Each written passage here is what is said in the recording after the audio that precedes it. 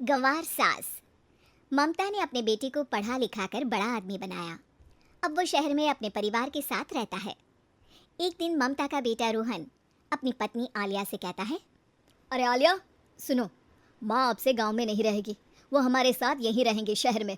उनका कमरा आज नौकर से बोलकर अच्छे से साफ करवा देना। ओह, आज तो मेरी किटी पार्टी है, फिर मुझे जिम और फिर शॉपिंग। ठीक है, कल करवा दूंगी। अच्छा, लेकिन माँ के सामने ये कपड़े नहीं चलेंगे। हाँ, तुम्हें साड़ी या सूट पहनना होगा। अरे बिल्कुल भी नहीं। मेरे मम्मी पापा ने इतना पैसा लगाकर शादी इसलिए नहीं की थी कि मैं अपनी मर्जी के कपड़े पहन ओढ़ भी ना सकूं। अरे चलो, गुस्सा मत हो, लेकिन कुछ दिन तो माँ की खुशी के लिए कर सकती हो ना। लेकिन आलिया मानती नहीं। माँ आती है सिंपल सी साड़ी, झोला और चप्पल पहनकर। अरे रोहन, मैं इनके साथ कैसे रहूंगी? मेरी फ्रेंड्स क्या कहेंगी? ये तो पूरी गंवार लग रही है। आलिया, माँ गांव में रहती थी इसलिए ऐसी हैं। तुम आज ही माँ के साथ जाकर उनकी पसंद की शॉपिंग करवा देना। इनके साथ घर के अंदर रहना मुश्किल है, बाहर तो मैं कभी भी ना जाऊं। रोहन को आलिया पर गुस्सा आ जाता है। माँ, ओ माँ। हाँ बेटा। वो माँ को ले जाने के लिए उनका हाथ पकड़ता है कि अरे माँ, तेरे हाथ अभी तक इतने कड़े हैं, तूने इसका कोई इलाज नहीं किया?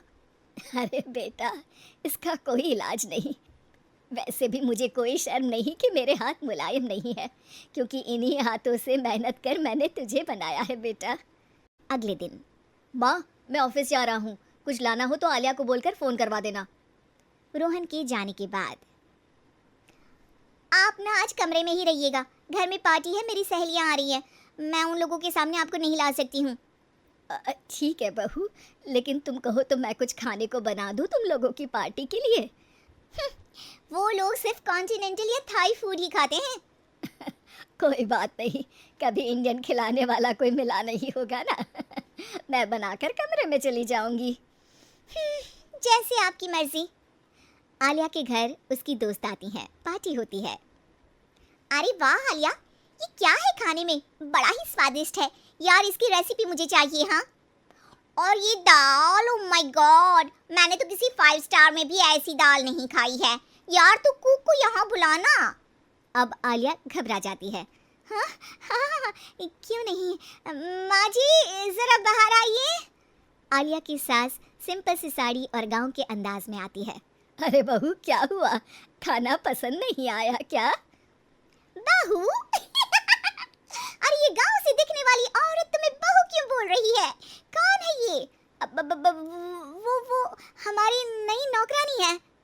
सास बहू की बात सुनकर बहुत दुखी हो जाती है।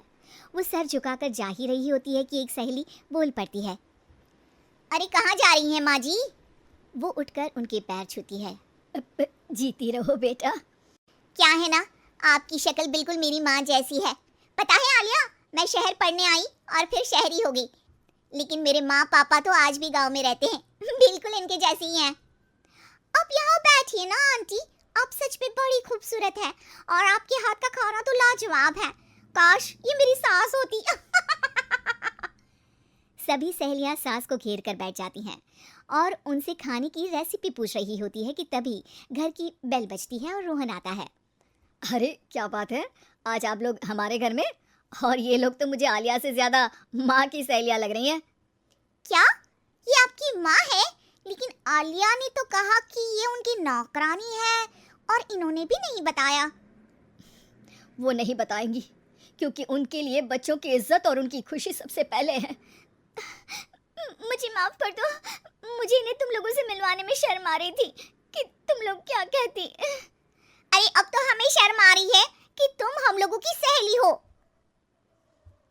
हाँ, जो माँ जैसी सास को नौकरानी बोले वो हमारी सहेली नहीं हो सकती। ये बोलकर सभी वहां से जाने लगती है कि सास बोलती है। आलिया की तरफ से मैं तुम लोगों से माफ़ी मांगती हूँ। उसने जो कहा उसके लिए मैं उसे माफ़ करती हूँ। अब तुम लोग भी उसे माफ़ कर दो, क्योंकि अगर तुम लोगों ने उससे दोस्ती तोड़ी तो फिर मेरे हाथ का खाना कैसे खाओगी? नहीं नहीं आंटी, जरूर आएंगे, लेकिन अब आलिया की नहीं बल्कि आपकी सहेली बनकर।